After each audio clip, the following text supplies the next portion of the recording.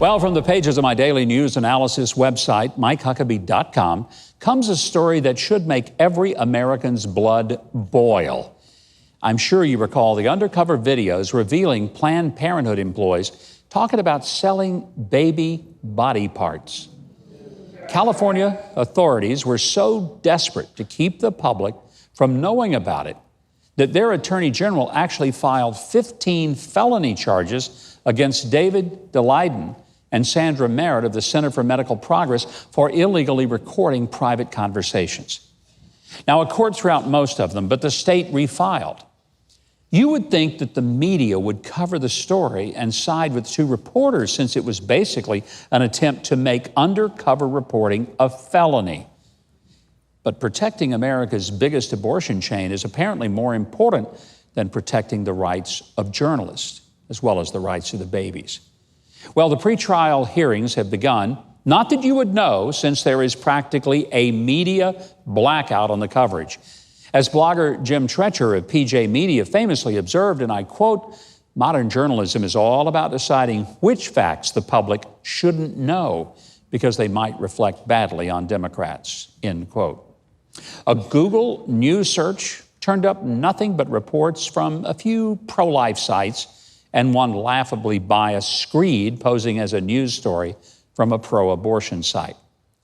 I want to encourage you to go to the lifesitenews.com website. Listen, please listen to the shocking testimony given that strongly suggested that babies were born alive and had their organs cut out of them. I'm telling you, when you hear the testimony, you're going to understand why pro-abortion California liberals were panicked that they were willing to railroad reporters into prison and impose media blackouts so they could discredit the reporters and keep you from ever seeing those videos. This is a story in which Planned Parenthood doesn't have morality on its side, or the truth, or even the law. All they've got is the backing of the state and the media. Their hope is that state power can be abused to silence the reporters, and that partisan media will prevent you from ever knowing about this. I want to urge you to read this story. Read it for yourself, and then share it with everyone you know, and continue following the case on LifeSite News, our other conservative news outlets that'll actually tell you what's happening. The Washington Post piously proclaims that democracy dies in darkness.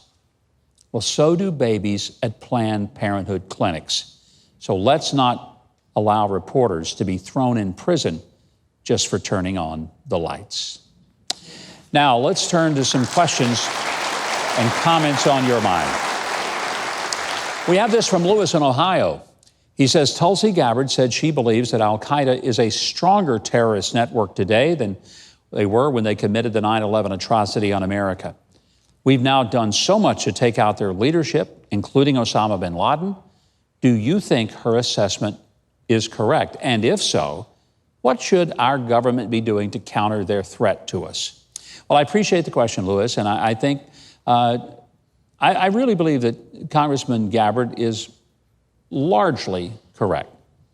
I don't think that al-Qaeda is as strong as they were. I think they still exist because it's an ideology. And it's unlike a state that has a flag and a capital and a military. You can target that. But we're talking about an ideology. We're talking about basically a country without walls or borders, sort of like what some people want America to become like one day, no borders. But the sad part about that is this is an insidious ideology that can pop up on any continent at any time, and people can be recruited for it by just going to a website. We never should let our guard down, even though I think we've largely defeated and beheaded ISIS and its leadership. I never want us to get to the place where we somehow think that evil doesn't exist in the world. Because what this is about is not just a religious fanaticism. This is about satanic, just developed evil. And that's always going to be in this world until God finally says, that's enough, and turns out the lights.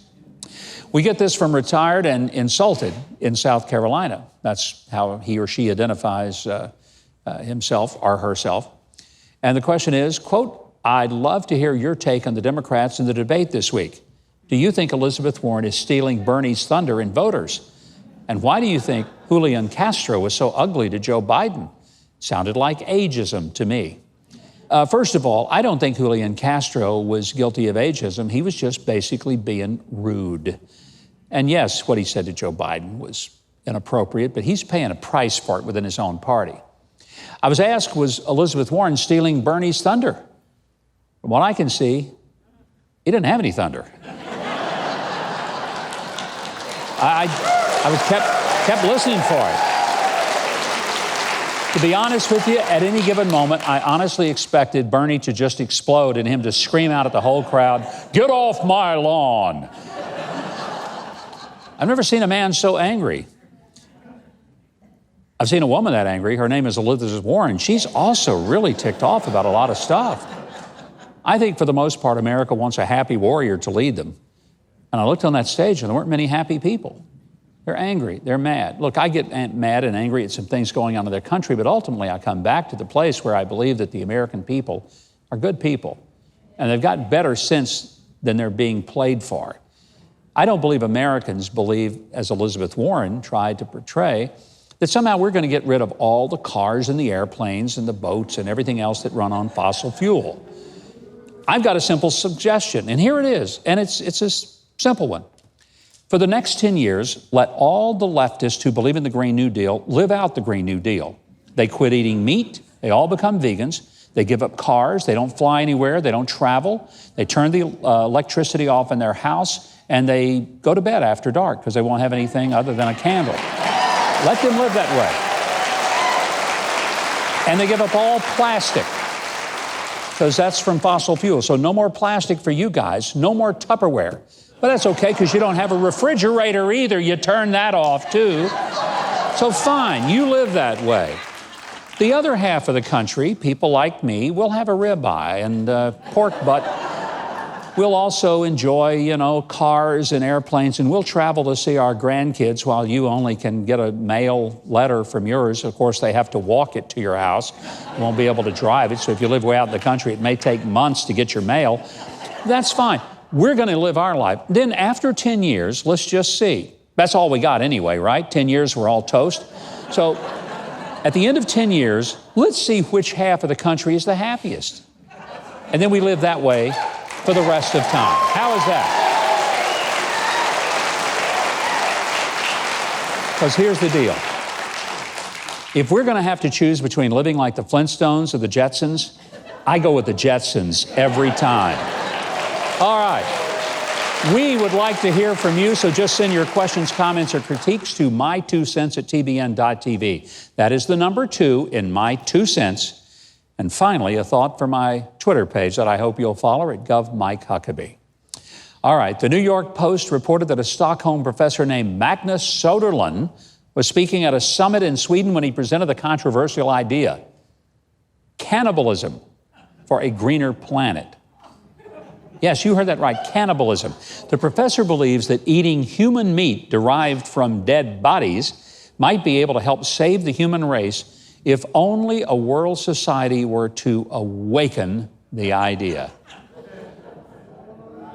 Hey, I don't need no awakening, Magnus. And please don't tell me it tastes like chicken. Because even I would become a vegan before following this nutty advice.